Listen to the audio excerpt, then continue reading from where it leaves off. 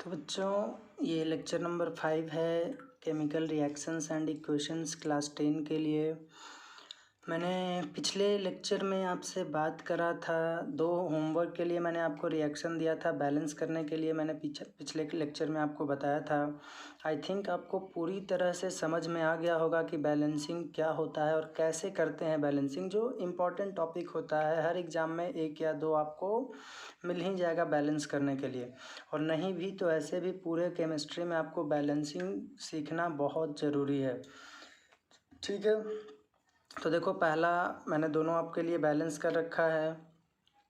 2 यहाँ पे लगा देंगे और यहाँ पे 2, फिर चेक कर लोगे बैलेंस्ड है। ठीक है, इस रिएक्शन के लिए यहाँ पे 6 लगा दो, यहाँ पे 2, यहाँ पे 3, फिर देखोगे आपकी बैलेंस है। ठीक है, उससे पहले एक और भी क्वेश्चन मैंने आपसे पूछा था। रिस्पायरेशन एक एक्सोथर्मिक रिएक्शन होता है कैसे? ठीक है, यानी एक एक्सोथर्मिक रिएक्शन का एग्जाम्पल है कैसे। तो देखो रिस्पायरेशन के समय में क्या होता है कि जो हमारा फूड है उसमें कार्बन डाइऑक्साइड प्रेजेंट होता है। ठीक है, यानी जो जब रिस्पायरेशन हम लोग करते हैं, रिस्पायरेशन के दौरान जो CO2 प्रेजेंट होता है हमारे फूड में वो टूट जाता है। ठीक है, फूड है, फूड में CO2 प्रेजेंट है और रिस्पायरेशन के दौरान वह टूट जाता है, और टूट करके किस चीज़ में कन्वर्ट हो जाता है? ग्लूकोज में। तभी तो हम लोगों को एनर्जी मिलता है। ठीक है, और एनर्जी मिलता है तब हम अपना दिनचर्या यानी काम कर सकते हैं, और इसीलिए फूड हमारे शरीर के लिए इम्पॉर्टेंट है। ठीक है, जितना हेल्दी फूड आप खाओगे उतना बेहतर होगा आपके शरीर के लिए, उतना ज़्यादा आपको ग्लूकोज मिलेगा, उतना ज़्यादा आपको एनर्जी मिलेगा।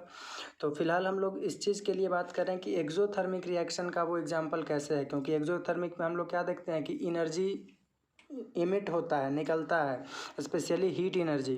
तो यहाँ पे भी क्या देखते हैं हम लोग कि रिस्पायरेशन के दौरान जो CO2 प्रेजेंट होता है हमारे फूड में वो टूट जाता है, और टूटने के बाद ग्लूकोज बनाता है।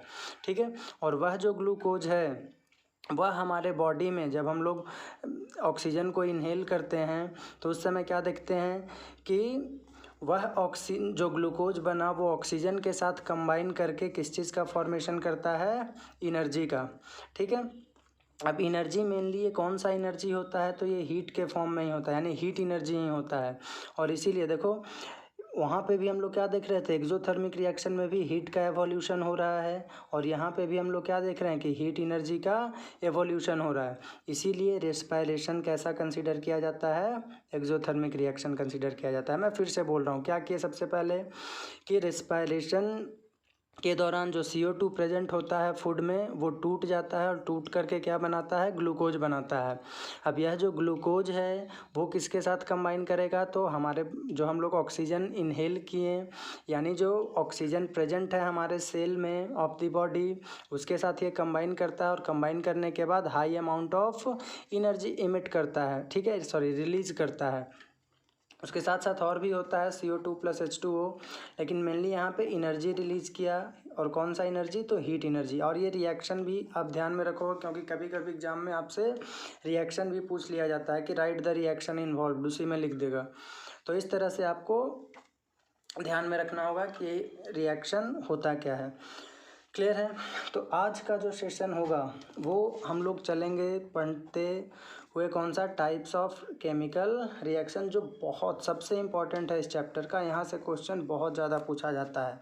Types of chemical reaction. मैं फिर से वही बात बोलूँगा, सबसे पहले आप क्या करो, कॉपी लो, पेन लो, और तभी बैठो वीडियो को देखने के लिए, ताकि आपको पूरा बेनिफिट मिले, एक अच्छा सा बेहतर सा दी बेस्ट नोट्स मिल जाए। ठीक है, ताकि आपके एग्जामिनेशन में जो भी क्वेश्चन आए आप उसको इजीली हैंडल कर सको। ठीक है, तो चलिए शुरू करते हैं हम लोग। टाइप्स ऑफ केमिकल रिएक्शन 5 तरह का बताए थे, उसमें से सबसे पहला मैं आपको स्टार्ट करने जा रहा हूँ कॉम्बिनेशन रिएक्शन। अगर आपने इस चैनल को सब्सक्राइब नहीं किया है अभी तक तो कृपया सब्सक्राइब कर लें, ताकि आपको हर एक वीडियो का नोटिफिकेशन मिल सके। ठीक है, और जो भी वीडियो आप देखते हो पूरा देखो, 1 मिनट 2 मिनट 5 मिनट देख करके छोड़ो नहीं, क्योंकि आपको फिर ऐसा देखने से कोई फ़ायदा नहीं होने वाला है। ठीक है, आप चाहते हो अगर कि आप टॉपर बन सको, ठीक है, यानी केमिस्ट्री और फिजिक्स में जो भी मैं वीडियो बना रहा हूँ उसमें से एक भी क्वेश्चन ना छूटे, तो आपको ये वीडियो पूरा देखना ही पड़ेगा। ठीक है, तो चलिए शुरू करते हैं। नाम ही इसका है कॉम्बिनेशन, यानी कंबाइन कर रहा है। तो एक वैसा रिएक्शन जिसमें कुछ कंबाइन कर रहा है, तो कंबाइन यहाँ पे रिएक्शन में क्या कर सकता है। देखो तो एक मान लेते हैं कि एलिमेंट है सॉरी, वो दूसरे एलिमेंट से कंबाइन किया और बनाया इस साइड में क्या, कंपाउंड। ठीक है, कंबाइन करके क्या बना दिया, कंपाउंड। तो ऐसे ही रिएक्शन को हम लोग क्या बोलते हैं, कॉम्बिनेशन रिएक्शन। अब देखो कोई ज़रूरी नहीं कि यह दोनों एलिमेंट ही हो, मान लेते हैं कि एक एलिमेंट है और दूसरा क्या हो जाए, कंपाउंड हो सकता है। ठीक है, और इधर में कंपाउंड का फॉर्मेशन किया, तब भी हम लोग क्या बोलेंगे कि वो कैसा रिएक्शन है, कॉम्बिनेशन ही। या हो सकता है कि यहाँ पे क्या हो, कंपाउंड हो, और यहाँ पे भी क्या हो, कंपाउंड हो, और दोनों दो कंपाउंड मिलकर के एक सिंगल कंपाउंड का फॉर्मेशन कर रहा है, तब भी हम इसको कौन सा रिएक्शन बोलेंगे, कॉम्बिनेशन रिएक्शन ही बोलेंगे। क्लियर है इतना। मतलब हम लोग यह देखें कि कॉम्बिनेशन रिएक्शन में क्या है कि एक कोई भी एलिमेंट या कंपाउंड होगा और दूसरा कोई भी एक एलिमेंट और कंपाउंड होगा, और दोनों मिलकर के कुछ बनाएगा एक कंपाउंड सी। तो वैसे रिएक्शन को हम लोग क्या बोलते हैं, कॉम्बिनेशन रिएक्शन। ठीक है, अब ये सब तो तुम जानते हो कि इस साइड में जो भी रहेगा उसको हम लोग क्या बोलते हैं, रिएक्टेंट्स बोलते हैं, और इधर जो रहेगा वो क्या हो सकता, उसको क्या बोलते हैं, प्रोडक्ट बोलते हैं। ठीक है, रिएक्टेंट्स एंड प्रोडक्ट्स। ठीक है, ये हो गया। अब देखो सीधा एग्जाम्पल पे चलते हैं, क्योंकि एग्जाम्पल ही है, डेफिनेशन इसका यही था कि एक मैं लिख देता हूँ आपको कि the reaction in which two और more atoms combine to form a single compound. ध्यान रखिएगा कैसा कंपाउंड बनने वाला है, सिंगल कंपाउंड का फॉर्मेशन अगर करे। ठीक है, then this reaction is called, this is called combination reaction, this is called combination reaction. ठीक है, तो ये कॉम्बिनेशन रिएक्शन का डेफिनेशन हो गया। अब सीधा मैं इसके एग्जांपल्स पे चलता हूँ कि एग्जांपल क्या क्या हो सकता है। जैसे मान लेते हैं कि Mg है, मैग्नीशियम है, इसको आप ऑक्सीजन के साथ कंबाइन कर रहे हो। ठीक है, यानी दोनों का रिएक्शन करवा रहे हो, तो क्या बनाता है, MgO बनाता है। तो देखो एक एलिमेंट है, दूसरा एलिमेंट है, और बनाया वो क्या है, कंपाउंड है। तो ऐसे रिएक्शन को हम लोग क्या बोलेंगे, कॉम्बिनेशन रिएक्शन। आप बैलेंस ज़रूर कर लेना सभी को। नेक्स्ट मान लेते हैं कि H2 है प्लस O2 है, ये बना दिया क्या, H2O। या इसमें भी क्या देखिए, एक एलिमेंट है, दूसरा एलिमेंट है, तीसरा जो बनाया वो क्या है, कंपाउंड है। ठीक है, तो ऐसे को भी हम लोग किसका एग्जांपल बोलेंगे, कॉम्बिनेशन रिएक्शन का एग्जांपल। नेक्स्ट मान लेते हैं कार्बन है, इसको ऑक्सीजन के साथ रिएक्शन करवा रहे हैं, तो ये क्या बना दिया, कार्बन डाइऑक्साइड का फॉर्मेशन कर दिया। ठीक है, तो ये भी एग्जाम्पल किसका हो जाएगा, कॉम्बिनेशन रिएक्शन का हो जाएगा। ये भी एलिमेंट है, ये भी एलिमेंट है, और ये किस चीज़ का फॉर्मेशन किया, कंपाउंड का। नेक्स्ट मान लेते हैं कि H2 है प्लस Cl2 है, ये बना दिया क्या, 2HCl, यानी हाइड्रोक्लोरिक एसिड का फॉर्मेशन हुआ। तो यहाँ पे भी क्या देख रहे हैं कि एलिमेंट है, एलिमेंट है, जो बनाया वो क्या है, कंपाउंड है। ठीक है, तो यह सब एग्जाम्पल 1 2 3 4 आपको ध्यान में रखना है। कभी कभी आपसे एग्जामिनेशन में डायरेक्टली पूछ लेगा कि एग्जाम्पल्स बताइए, 2 एग्जाम्पल या 1 एग्जाम्पल दीजिए कॉम्बिनेशन रिएक्शन का, तो आपको ध्यान में रखना होगा। नेक्स्ट अगला एग्जाम्पल जो मैं दे रहा हूँ वो वाइट वॉशिंग से है, और इससे क्वेश्चन बहुत बार पूछा हुआ है, ध्यान में रखिएगा। देखो वाइट वॉशिंग में क्या होता है, वाइट वॉशिंग का मतलब आप अपने घर का पोतैया कर रहे हो। ठीक है, उसको पेंटिंग कर रहे हो आप। तो पेंटिंग के दरमियान होता क्या, जैसे मान लेते हैं चूना होता है, तो चूना को पूरा प्रोसेस मैं बता रहा हूँ। चूना को आप क्या करते हो, पहले रात को डाल देते हो फूलने के लिए। अब देखो जब चूना को तुम डालते हो फूलने के लिए पानी में, तो क्या होता है, वहाँ पे हीट एनर्जी निकलता है, वो सब एक्सटर्नल है। यहाँ पे कॉम्बिनेशन रिएक्शन से उसका मतलब नहीं है, लेकिन फिर भी मैं बता दे रहा हूँ कि वह एग्जांपल किसका है। पहले भी मैंने वीडियो में बताया हुआ है कि वो एग्जांपल किसका है, कॉम्बिनेशन रिएक्शन का एग्जांपल है। ठीक है, और एक्सोथर्मिक रिएक्शन का भी एग्जांपल है। तो सबसे पहले जो आपका चूना है यानी कैल्शियम ऑक्साइड है, इसको क्या क्या नाम बोलते हैं, कैल्शियम ऑक्साइड। और एक कॉमन नेम भी मैंने आपको इसके लिए बताया था, क्या, क्विक प्लस H2O ये बना देता है क्या, कैल्शियम हाइड्रोक्साइड। इसका नाम क्या है बच्चों, कैल्शियम हाइड्रोक्साइड। और इसका एक और भी मैंने कॉमन नेम आपको क्या बताया था, तो इसका कॉमन नेम मैंने आपको बताया था slaked lime, SLAKED, slaked lime. और प्लस साथ साथ में कौन सा एनर्जी निकलता है यहाँ से, हीट एनर्जी का एवोल्यूशन होता है। अब देखो यहाँ पे भी हम लोग क्या देख रहे हैं कि कैल्शियम हाइड्रोक्साइड है और H2O, दो कंपाउंड है, एक कंपाउंड और ये दूसरा कंपाउंड, दो कंपाउंड मिलकर के क्या बना रहा है, सिंगल कंपाउंड का फॉर्मेशन कर रहा है। तो इसलिए हम बोलेंगे कि यह भी किस चीज़ का एग्जाम्पल हो जाएगा, कॉम्बिनेशन रिएक्शन का एग्जाम्पल हो जाएगा। ठीक है, अब देखो इससे क्वेश्चन क्या बनता है, तो इससे क्वेश्चन हमारा यह बनता है कि वाइट वॉशिंग में इसके बाद हम लोग क्या करते हैं, मैं पूरा प्रोसेस यहाँ पे समझा रहा हूँ। तो ये आपका एक घोल बन गया चूना पानी का, ठीक है। अब ये देखो चूना पानी का जो घोल बन गया आपके पास, इसके बाद आप क्या करते हो, सुबह में उठ करके पेंटिंग कर देते हो अपने दीवालों पे। अब दीवालों पे पेंटिंग करते हो तो उसके बाद क्या होता है, देखते हो जिस समय पेंटिंग करते हो उस समय उतना दीवार चमकता नहीं है, वो एक दिन दो दिन के बाद जब पूरा सूख जाता है तब जा कर के वो शाइन करना स्टार्ट करता है। तो आखिर ऐसा क्यों होता है, तो उस पूरे प्रोसेस को हम लोग देखते हैं। ठीक है, यानी यहाँ पे जब हम लोग इससे पेंट करते हैं, इससे हम लोग ब्रश का यूज़ करते हुए अगर पेंट करते हैं तो डू नॉट शाइन, चमकता नहीं है इनिशियली वो चमकता नहीं है, लेकिन 2-3 दिन के बाद वो क्या करने लगता है, चमकने लगता है। ठीक है, तो क्यों ऐसा होता है, तो देखो इसमें होता क्या है कि जो कैल्शियम हाइड्रोक्साइड है वह रिएक्ट कर जाता है एटमॉस्फेयर में प्रेजेंट CO2 के साथ, और वह बना देता है कैल्शियम कार्बोनेट। ठीक है, और यहाँ से पानी जो भी है वो क्या हो जाता है, उड़ जाता है, एवोपोरेट कर जाता है। क्या बोले कि कैल्शियम हाइड्रोक्साइड एटमॉस्फेयर में प्रेजेंट कार्बन डाइऑक्साइड के साथ रिएक्ट करता है और ये बना देता है कैल्शियम कार्बोनेट, यानी शाइनिंग लेयर है ये, मार्बल जिसको बोलते हैं। ठीक है, तो ये शाइनिंग लेयर बन जाता है। ये कैसा लेयर है, शाइनिंग लेयर। क्या नाम है इसका, Ca कैल्शियम CO3 कार्बोनेट। और पानी क्या हो जाता है, वाटर, उसमें से धीरे धीरे सूखता है तो एवोपोरेट हो गया।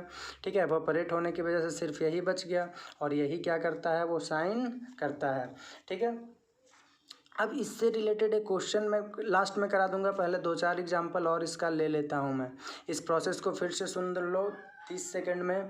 क्या लिए, सबसे पहले हम लोग वाइट वॉशिंग के दौरान कैल्शियम ऑक्साइड लिए, कैल्शियम ऑक्साइड को लेने के बाद उसको पानी में डाल दिए तो क्या बन गया, calcium hydroxide plus heat energy का एवोल्यूशन होता है। उसके बाद हम लोग क्या किए कि जब हम उसको पेंटिंग करते हैं तो पेंटिंग करने से क्या होता है, उस समय वो चमकता नहीं है, लेकिन 1-2 दिन में जैसे ही वो सूखता है तो सूखने के दरमियान क्या होता है कि एटमॉस्फेयर में प्रेजेंट CO2 के साथ वो रिएक्ट करता है। रिएक्ट करने के बाद एक कैल्शियम कार्बोनेट का शाइनिंग लेयर बना देता है, और पानी जो भी है वो क्या कर गया, एवोपरेट कर गया। अब नेक्स्ट एग्जांपल आपका है, जैसे मान लेते हैं Fe है प्लस S है, ये बना दिया क्या, FeS, यह भी है एग्जाम्पल का मैं कमी नहीं करूँगा। आप चाहो तो हर एक एग्जाम्पल को लिखो, और लिखना ही चाहिए आपको। ये बना दिया NaCl, हाँ बैलेंस करते चलना, मैं ऊपर में बैलेंस कर देख लेना क्या है क्या नहीं है, मैंने देखा नहीं है अब ऊपर में। नेक्स्ट 8 नंबर एग्जाम्पल में है, मान लेते हैं कि CO है या SO2 है प्लस O2 है, ये बना दिया SO3। यह भी एग्जाम्पल किसका है, कॉम्बिनेशन रिएक्शन का। अब ये वाइट वॉशिंग का जो सीन था उससे रिलेटेड एक क्वेश्चन पूछा गया था, वो क्वेश्चन 1-2 क्वेश्चन मैं यहाँ पे आपको करा देता हूँ कैसे क्वेश्चन पूछा जाता है इससे रिलेटेड। तो क्वेश्चन है कि ए सब्सटेंस X, कोई सब्सटेंस है X, उसको बोला जा रहा है कि is used for white washing. इसको किस चीज़ के लिए यूज़ करते हैं हम लोग, वाइट वॉशिंग के लिए यूज़ करते हैं। ठीक है, बस इतना स्टेटमेंट दे दिया आपको। पहला क्वेश्चन क्या बोल देगा कि नेम X, ठीक है, नेम द सब्सटेंस X। और दूसरा में क्या बोलेगा कि right the balanced reaction involved. ठीक है, यानी जो भी रिएक्शन इन्वॉल्व्ड है उसको हम लोग क्या करें, उस इक्वेशन को लिखें। और इसी में एक क्वेश्चन और कर देगा सी कि why the walls start shining after some days मतलब 1-2 दिन में, सम डेज फुल स्टॉप। ठीक है, यानी यह 3 क्वेश्चन आपसे पूछ दिया गया। क्या बता सकते हो आप? मुझे लगता है अब आप इजीली एक्सप्लेन कर सकते हो, इसका आंसर दे सकते हो। सबसे पहले एक्स क्या हो गया, वाइट वॉशिंग के लिए आप किस चीज़ का यूज़ करते हो, तो कैल्शियम ऑक्साइड का यूज़ करते हो, एक आंसर हो गया। बी में बैलेंस्ड केमिकल रिएक्शन जो भी है उसको आप लिखिए। तो केमिकल रिएक्शन क्या है, वो CaO प्लस H2O, ये बना दिया क्या, CaOH का होल 2 प्लस हीट एनर्जी।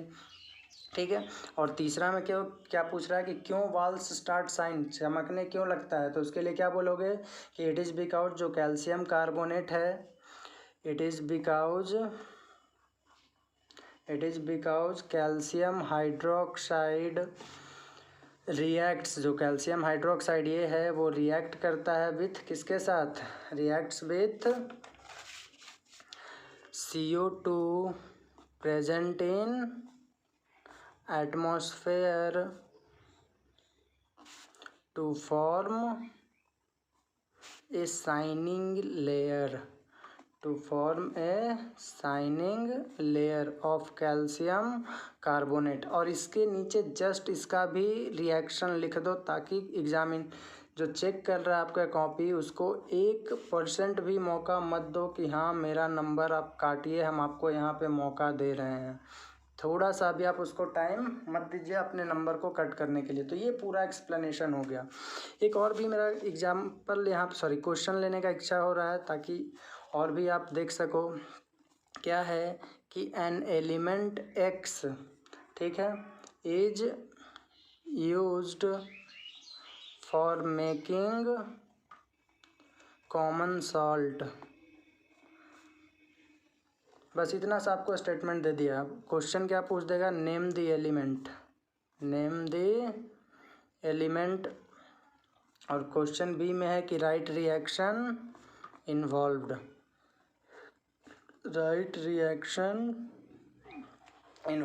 अब देखो तो जो एलिमेंट एक्स है, कॉमन सॉल्ट कौन बनाता है, तो आंसर ए में क्या हो जाएगा, आपको पता है कॉमन सॉल्ट सोडियम क्लोराइड को बोलते हैं। तो एलिमेंट सिर्फ पूछ रहा है तो Na हो जाएगा। और बी में आपसे रिएक्शन भी पूछ रहा है तो Na प्लस Cl2, ये क्या हो जाएगा, NaCl हो जाएगा। ठीक है, जब भी लिखो तो बैलेंस्ड केमिकल रिएक्शन लिखो, ऐसे ही लिख करके मत छोड़ दिया करो। ठीक है, तो ये था फुल डिस्कशन किसके लिए, कॉम्बिनेशन रिएक्शन के लिए। अब दूसरा हम लोग लेकर के चलते हैं, कौन सा, डिकम्पोजिशन रिएक्शन। मैं लास्ट में पांचों को एक ही बार में 2-3 मिनट में आपको रटवा दूंगा। ऐसे तो रट अभी से भी लोगे, लेकिन फिर लास्ट में आपको रिकैप करवा दूंगा। ठीक है, ताकि पूरा रिएक्शन एक बार में आपको रटा जाए। ऐसे पूरा रटाते ही जाएगा, लेकिन मान लो कि मिस इधर उधर हो गया, कहीं पे आप अलबला गए, तो उस समय आपको ये काम आएगा। अब देखो डिकम्पोज करना, उसमें था कॉम्बिनेशन, कंबाइन करना, तो जुड़ रहा था। इसमें डिकम्पोज हो रहा है, मतलब क्या है, जस्ट उल्टा है इसका। यानी एक लाइन में इसका क्या लिख सकते हैं हम लोग कि ये जस्ट उल्टा है किसका, कॉम्बिनेशन रिएक्शन का। ठीक है, और इसमें क्या होगा कि उसमें क्या था कि 2 या 2 से ज़्यादा जो भी था एलिमेंट या कंपाउंड, वो मिल करके एक नए कंपाउंड का फॉर्मेशन कर रहा था। इसमें क्या है कि जो नया कंपाउंड है वह टूट जाएगा, और टूट करके 2 या 2 से ज़्यादा एलिमेंट्स या कंपाउंड का फॉर्मेशन करेगा। यानी एक कंपाउंड होगा, यह कंपाउंड डिकम्पोज कर जाएगा किस चीज़ में, या तो दोनों एलिमेंट में टूट सकता है, या एक एलिमेंट और एक कंपाउंड में टूट सकता है, या दोनों कंपाउंड में टूट सकता है। ठीक है, तो ऐसे रिएक्शन को हम लोगों को क्या बोलते हैं, डिकम्पोजिशन रिएक्शन। यानी क्या लिख लेंगे कि the reaction in which a single compound breaks into 2 or more atoms, लिख दे रहा हूँ सीधा, एटम्स किसकी वजह से क्यों टूट जाएगा भाई? तो देखो ड्यू टू इफेक्ट ऑफ, क्या क्या इफेक्ट हो सकता है? ड्यू टू इफेक्ट ऑफ मान लेते हैं हीट के इफेक्ट से हो सकता है, या लाइट के इफेक्ट से हो सकता है, या मान लेते हैं इलेक्ट्रिसिटी का इफेक्ट हो गया, इलेक्ट्रिसिटी दे दिया उसकी वजह से टूट गया। ठीक है, और भी जैसे किसी कैटलिस्ट का यूज़ कर लिए तो टूट गया, ईटीसी। एंड यानी अगर कोई एक्सटर्नल सोर्स तुम वहाँ पे दे रहे हो तो उसकी वजह से जो कंपाउंड है वो टूट गया, दो या दो से ज़्यादा एलिमेंट्स या कंपाउंड्स में, वैसे रिएक्शन को ही हम लोग क्या बोलते हैं? Decomposition reaction is called so means decomposition reaction. ठीक है, अब यहाँ पे एक टर्म मैंने लिख दिया है, बाकी सब तो आप हीट लाइट इलेक्ट्रिसिटी समझ रहे हो, लेकिन ये कैटलिस्ट क्या है भाई, थोड़ा सा इसको भी देख लेते हैं। तो देखो कैटलिस्ट वह है जो रेट ऑफ रिएक्शन को चेंज कर देता है। रेट ऑफ रिएक्शन को क्या कर रहा है? चेंज कर रहा है। चेंज करने का मतलब इंक्रीज भी कर सकता है और डिक्रीज भी कर सकता है। अब ये रेट ऑफ रिएक्शन को इंक्रीज डिक्रीज ये बोल क्या रहे हैं? जैसे देखो मान लेते हैं कि आग जल रहा है, ठीक है, अब आग जल रहा है, उसमें जा कर के तुम किरोसिन ऑयल डाल दो तो क्या होगा? जलने का रेट बढ़ जाएगा? तो बिल्कुल बढ़ जाएगा। तो यहाँ पे जो किरोसिन ऑयल है वो किस चीज़ का काम किया? कैटलिस्ट का काम किया, क्योंकि वो जलने के यानी रिएक्शन जो हो रहा था, जल रहा था, उसके रेट को बढ़ा दिया। ठीक है, उसी तरह से मान लेते हैं जल रहा, पानी डाल दो तो क्या होगा? वो कम हो जाएगा जलना। तो इट मीन्स कि वह जो कैटलिस्ट है वो किसकी तरह काम किया? निगेटिव कैटलिस्ट की तरह काम किया। किरोसिन पॉजिटिव कैटलिस्ट यानी इंक्रीज करने का काम किया, और पानी निगेटिव कैटलिस्ट यानी डिक्रीज करने का काम किया। उसी तरह से मान लेते हैं कोई शराबी है, शराब पी रहा है, ठीक है, अब उसको क्या कर दो, शराब पी रहा है, उसके बाद वो देखते हो सिगरेट पीता है, तो जैसे ही वो सिगरेट पिएगा उसका नशा चढ़ने लगता है। तो यहाँ पे भी हम लोग क्या बोलेंगे कि जो यहाँ पे सिगरेट है वो किस चीज़ का काम किया? कह सकते हो कि कैटलिस्ट, पॉजिटिव कैटलिस्ट का काम किया, क्योंकि वो रिएक्शन के रेट को क्या कर दिया? इंक्रीज कर दिया। तो ऐसा ऐसा बहुत सारा एग्जाम्पल है, और भी हम लोग एग्जाम्पल लेंगे। तो फिलहाल हम लोग कैटलिस्ट को एक्सप्लेन कर रहे थे, तो आपको एक्सप्लेन इसलिए कर दिया ताकि कोई भी शब्द आपसे अछूता न रह जाए, हर एक शब्द का यानी पूरा कॉन्सेप्ट आपको यहाँ पे मिले। तो क्या बोलेंगे कि it is a substance which change का मतलब क्या? इंक्रीज भी हो सकता है या डिक्रीज भी हो सकता है। Which change the rate of reaction without undergoing into the reaction itself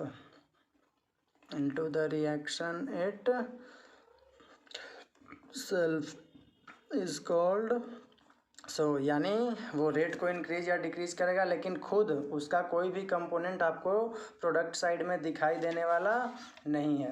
वैसे को हम लोग क्या बोलते हैं? कैटलिस्ट। सबका एग्जांपल लूँगा, टेंशन मत लो। एक और भी लाइन क्या लिख लेंगे कि जस्ट कौन से रिएक्शन का उल्टा है? तो कॉम्बिनेशन का रिएक्शन का उल्टा है, यानी इट इज़ अपोजिट टू कौन सा रिएक्शन? Combination reaction. क्लियर है बच्चों? ठीक है, एक नोट मैं आपको देना चाहूँगा, ये देना चाहिए था मेरे को कंपोजिशन रिएक्शन के बाद ही, कॉम्बिनेशन रिएक्शन के बाद ही से। खैर कोई नहीं, आप यहाँ पे देख लो, जितना भी एग्जांपल्स है यहाँ पे दे दूँगा तो दोनों का काम हो जाएगा। जितना भी एग्जांपल्स है डिकम्पोजिशन रिएक्शन का, वह एग्जांपल होता है इंडोथर्मिक रिएक्शन का। ठीक है, किस चीज़ का रिएक्शन एग्जाम्पल होता है? इंडोथर्मिक रिएक्शन का एग्जाम्पल होता है। क्यों? क्योंकि हर एक केस में हम लोग क्या देख रहे हैं कि कुछ ना कुछ एक्स्ट्रा एनर्जी हम लोग को देना पड़ रहा है, चाहे वो हीट के फॉर्म में दे, लाइट के फॉर्म में दे, इलेक्ट्रिसिटी के फॉर्म में दे, यानी किसी फॉर्म में दे, हम लोग को एक्स्ट्रा एनर्जी देना पड़ रहा है। यानी हम क्या कह सकते हैं, वहाँ से एनर्जी निकल नहीं रहा है, वो उसमें एनर्जी हम लोग दे रहे हैं, एब्जॉर्ब कर रहा है वो। और जो एब्जॉर्ब करता है उसको कौन सा रिएक्शन बोलते हैं? Endothermic reaction. तो इट मीन्स हम लोग कह सकते हैं कि जितना भी डिकम्पोजिशन रिएक्शन है वो किसका एग्जाम्पल कहलाएगा? इंडोथर्मिक रिएक्शन का। ठीक है, यानी all the examples of decomposition reaction are कैसा है, endothermic reaction. All the examples of decomposition reaction are endothermic reaction. क्यों लिख सकते हो ना, because in each case some extra energy is given in the form of, लिख लो, heat है, लाइट है, इलेक्ट्रिसिटी है, यानी इन सभी के फॉर्म में हम लोग क्या कर रहे हैं, वहाँ पे कुछ एक्स्ट्रा एनर्जी को दे रहे हैं। इसीलिए एग्जांपल किसका हो जाएगा, इंडोथर्मिक रिएक्शन का एग्जांपल हो जाएगा। ठीक है, अब देखो मेनली डिकम्पोजिशन रिएक्शन बहुत इंपॉर्टेंट इसलिए होता है क्योंकि इसमें अलग अलग टाइप्स भी पढ़ना है।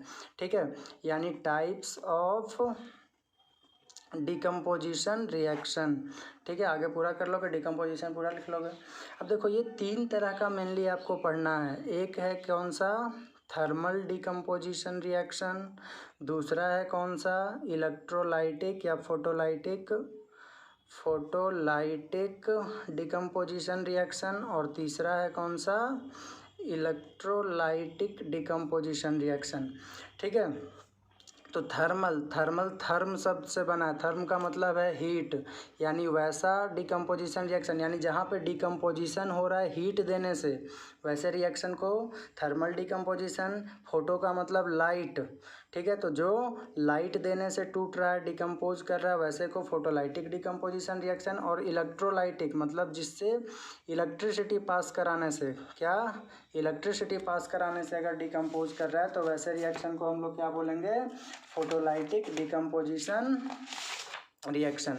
ठीक है, क्लियर है। थर्मल हीट देने से, फोटोलाइटिक लाइट देने से, इलेक्ट्रोलाइटिक इलेक्ट्रिसिटी देने से। ठीक है, यानी जो भी एक्सटर्नल सोर्स हम लोग दे रहे हैं वो हीट, लाइट और इलेक्ट्रिसिटी दे रहे हैं, उसकी वजह से ऐसा कांड हो रहा है। अब सबसे पहले हम लोग चलेंगे थर्मल डिकम्पोजिशन रिएक्शन को लेकर के। अब देखो थर्मल पहले ही बता दिया कि वैसा रिएक्शन विच रिक्वायर्स का हीट एनर्जी, यानी द रिएक्शन विच रिक्वायर्स कौन सा एनर्जी, हीट एनर्जी। किस चीज़ के लिए, तो फॉर इट्स डिकम्पोजिशन। उसी को हम लोग क्या बोलते हैं, इज कॉल्ड सो, यानी TDR। ठीक है, जैसे एग्जांपल में ये भी बहुत इंपॉर्टेंट है, बहुत बार ऐसा क्वेश्चन पूछा है कि right the examples of thermal decomposition reaction. ठीक है, या ऐसे दे देगा कि explain thermal decomposition reaction with an example, या किसी का भी photolytic with an example, electrolytic with an example, तो आपको याद रखना होगा। ठीक है, ध्यान में रखना होगा। जैसे कैल्शियम कार्बोनेट है, कैल्शियम कार्बोनेट में क्या कर दो तुम, हीट दे दो। ठीक है, ये हीट का सिंबल होता है HEAT, हीट कर दो तो हीट एनर्जी दे दिया यहाँ पे, तो कैल्शियम ऑक्साइड और प्लस CO2 में टूट जाता है। ठीक है, ये इसका एग्जांपल हो गया। नेक्स्ट मान लेते हैं KClO3 है, पोटेशियम क्लोरेट, तो इसको भी क्या करेंगे, हीट दे दोगे तो KCl + O2 में टूट जाता है। यहाँ पे कैटलिस्ट MnO2 का हम लोग कैटलिस्ट का यूज भी करते हैं, ध्यान में रखिएगा।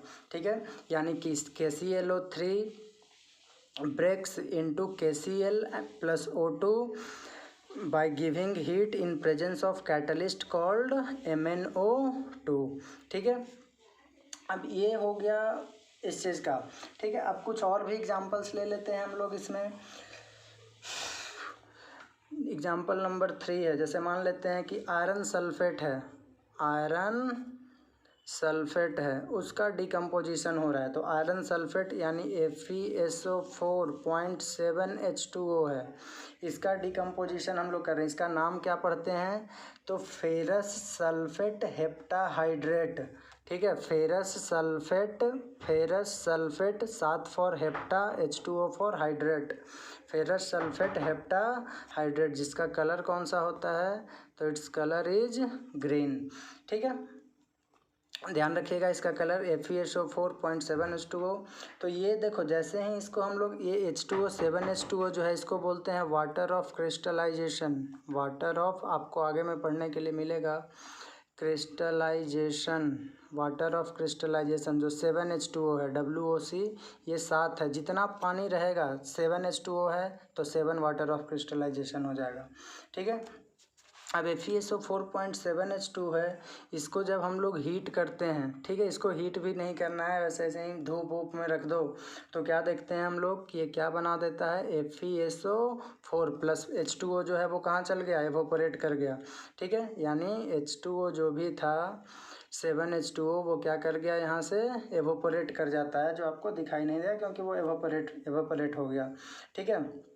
और इसका कलर कैसा हो जाता है, वाइट में कन्वर्ट हो जाता है। तो ग्रीन से वाइट कलर आपको ध्यान में रखना है। तो ये भी एग्जांपल हो गया इस चीज़ का। नेक्स्ट मान लेते हैं कि है FeSO4 है, तो ये FeSO4 ये टूट जाता है किस चीज़ में, Fe2O3 plus SO2 plus SO3 में हीट देने के बाद। तो यह भी एग्जाम्पल किसका हो गया, थर्मल डिकम्पोजिशन रिएक्शन का हो गया, ठीक है।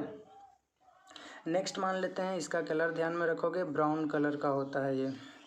अगला एग्जाम्पल एक और भी ले लेता हूँ, जैसे मान लेते हैं PbNO3 का होल 2 है, ठीक है। इसका कलर कैसा होता है, देखो ये सब जो भी हम लोग पढ़ रहे हैं क्या पहले दूसरे एक्सरसाइज में, पहले दूसरे लेक्चर में ये सब सभी कुछ आ चुका है, ठीक है। तो इसीलिए मैंने इतना सारा एग्जाम्पल्स पहले दे रखा है कि बार बार एक ही चीज़ आएगा तो आपको याद हो जाए पूरा का पूरा। तो PbNO3 का होल 2 है, इसको आप अगर हीट कर देते हो तो ये टूट जाएगा, PbO प्लस NO2 और प्लस O2 में, ठीक है। इस तरह से ये टूट जाएगा।